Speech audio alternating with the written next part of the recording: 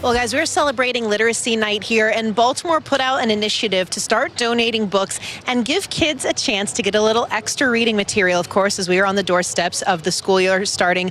Really cool now. We're with Lester Davis with CareFirst and our very own Cal Ripken Jr., who were part of this big initiative to make this happen. And Lester, we want to start with you, but just how did this partnership come about with CareFirst, the Orioles, and Cal? Well, I got to tell you, the Orioles are world-class partners, world-class organization, and we've been in partnership with them for over 20 years. And so for us at CareFirst, we really look for ways to get involved in the community and help build lifelong learners. And so getting a chance to work with young people right at the beginning is a dream for us. And to do it with Cal is like you couldn't wish for anything better. Well, they found out I was turning 65, and that it started a really nice conversation. But anyway, I'm getting such good feedback from Junior is now a senior that I think that's what I'm going to be known for. Listen, not a day over 25. It's just the anniversary of the birthday after that. So you earlier today got to go to Harlem Park and read your book as well. How was that? I was involved with literacy. One of my first gifts to the city was way back, Mayor Schmoke made Baltimore the city that reads. I don't know if you remember that. And so I got involved in the literacy program. It was adult literacy at that time. But since then, I've had a chance to write a couple of different children's books. And it's always cool to sort of highlight a book, maybe even play a role or a character in the story that you're telling, so kids look at books as toys, not necessarily as schoolwork or something that's boring. So any chance I get, I like to, one of my favorites is Billy Goat's Gruff. I used to do that with my own kids. I just left my son, Ryan, spent the afternoon with him, and that was one of the subjects is about how I played the troll so effectively. But anyway, I enjoy it, and I enjoy getting to kids and opening their eyes to the joys of reading.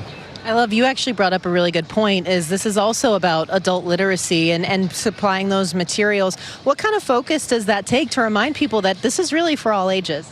Well, it's fun, right? And at the park tonight, you're going to have young people, you're going to have their caregivers, you're going to have adults, and so it really is a whole family experience. And it's just a way for us to give back and for us to get involved with folks. Well, and you guys are doing more than that, a big $20,000 donation for it this night as well. What does that mean to you, knowing that it does take finances to do this sometimes, and you guys have had the ability? Well, it really is incumbent on us as a community organization to give back. We've got to step up and we've got a role to play, and so we embrace it.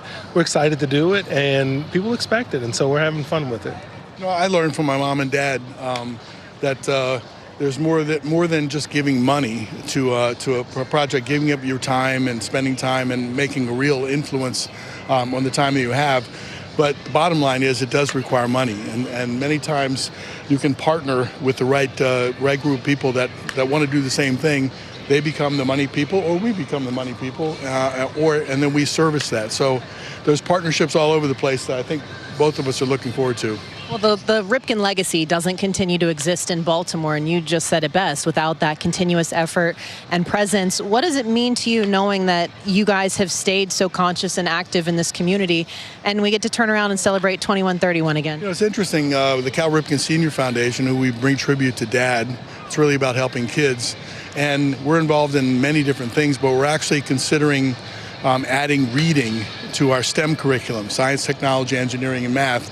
And if you look at what is reading, is it a science? And then so we think that it is. There's a science to reading, and reading unlocks the other skills. So we're looking to add that into our services that we give, and it's really important to continue. I would have never dreamed that we were able to have the success that we're able to have in my dad's name through the foundation. So I think that's one of the keys to our success, is that we don't have an ego and say we need to be the ones to do it.